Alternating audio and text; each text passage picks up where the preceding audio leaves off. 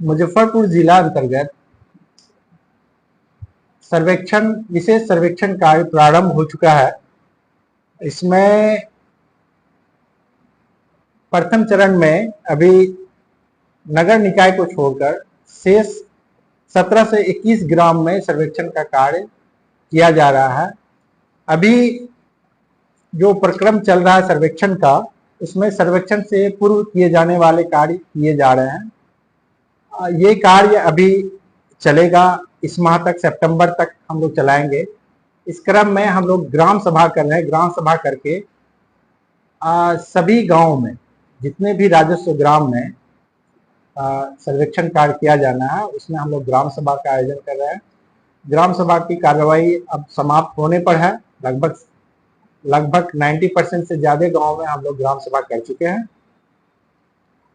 साथ ही हम लोग आम जनों को, जो रैयत है, जो भूधारी है, उनको ये भी जानकारी दे रहे हैं कि सर्वेक्षण के लिए आपसे क्या क्या अपेक्षा की जाती है, आपसे क्या अपेक्षा है और आपको कौन से कागजात जमा करने हैं, और कागजात जमा करने में यदि कोई परेशानी हो तो उसका समाधान क्या होगा, इसके बारे में भी जानकारी हम लोग दे रहे हैं।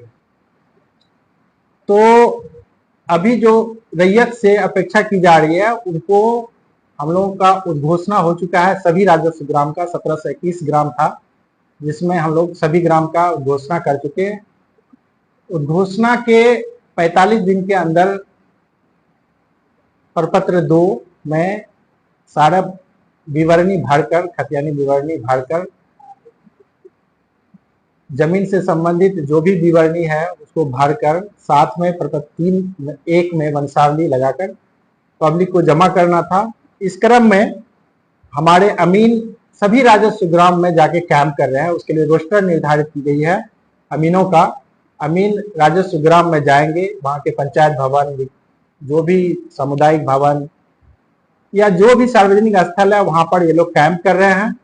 कैंप करके रैयत से वंशावली और प्रपत्र 2 प्राप्त कर रहे हैं। प्रपत्र 2 प्राप्त करने के क्रम में कई लोगों में कई तरह की भ्रांति उत्पन्न हो गई थी, जिसका समाधान कर दिया गया है। हम लोगों ने सोशल मीडिया और अन्य माध्यम से भी हम लोग प्रचार प्रसार भी कर रहे हैं कि लोग परेशान ना हो। सर्वेक्षण बहुत ही आसान प्रक्रिया है। इसमें आपके पास जो भी कागजात अवेलेबल है, उसको लगाकर प्रपत्र 2 भरकर आप शिविर कार्यालय में जमा कर दें या अमीन को हैंड ओवर कर दें, अमीन को दे दें। लोगों से जो क्वेरी हो रही थी कि इसमें वंशावली कहां से बने, वंशावली कौन बनाए, वंशावली कहां से निर्गत है, तो इस संबंध में विभाग ने भी स्पष्ट किया है। हम लोग स्वघोषित वंशावली को मान्य कर रहे हैं।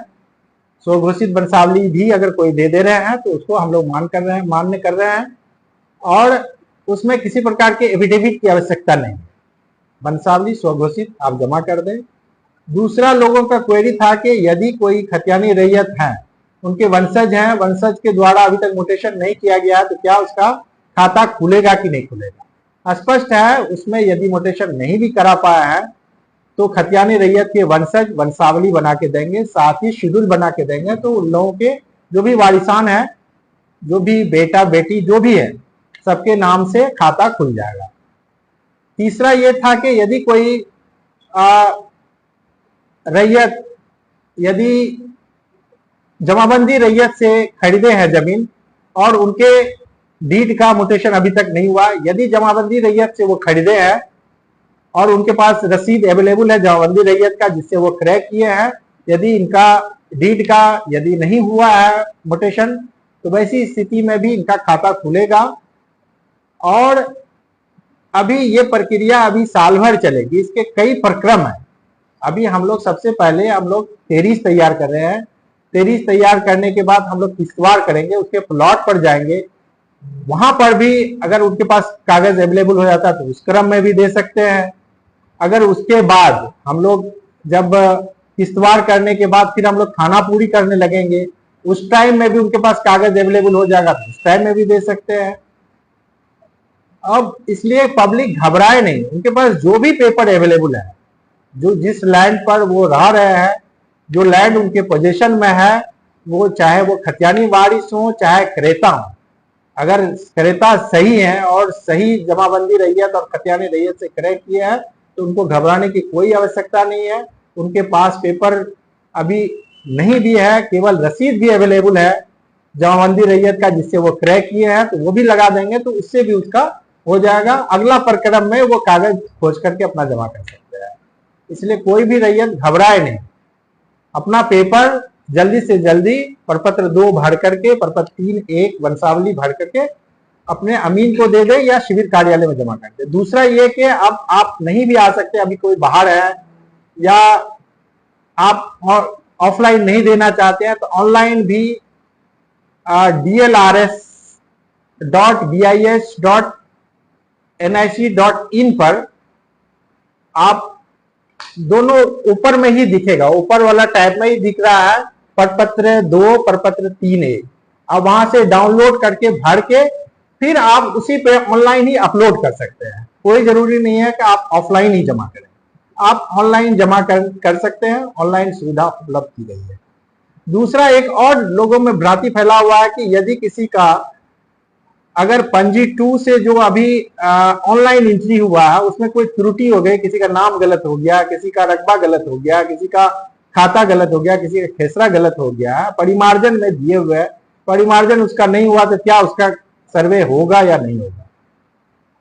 अगर ऑनलाइन में त्रुटि है, अगर ऑफलाइन पेपर उसके पास सही है, उसका ऑफलाइन पेपर जैसे उसका डीड का कॉपी, उसका खतियान का कॉपी और उसके पास रसीद है, वो सारा पेपर ऑफलाइन उसके पास अवेलेबल है, सही पेपर जिसके आधार पर वो अपना परिमार्जन के लिए दिए है, तो वो पेपर ही सफिशियंट है। ऑनलाइन अगर परिमार्जन नहीं भी हुआ है तो इसका सही खाता खुलेगा। इसलिए लोग अनावश्यक अंचल कार्यालय में या अभिलेखागार में जो भीड़ लगा रहे हैं उसकी कोई आवश्यकता नहीं है। इसमें कोई सत्यापित प्रति की आवश्यकता नहीं। आप अपना पेपर, जो भी पेपर अवेलेबल है, आप जमा करें और जल्द से जल्द जमा करें प्रपत्र 2, ताकि हम लोग आगे किस्तवार का कार्य प्रारंभ कर सके। बहुत बहुत धन्यवाद। आप लोग जितना जल्दी हो सके अपना कागजात जमा कर दें ताकि हम लोग सर्वेक्षण कार्य प्रारंभ कर सकें। धन्यवाद।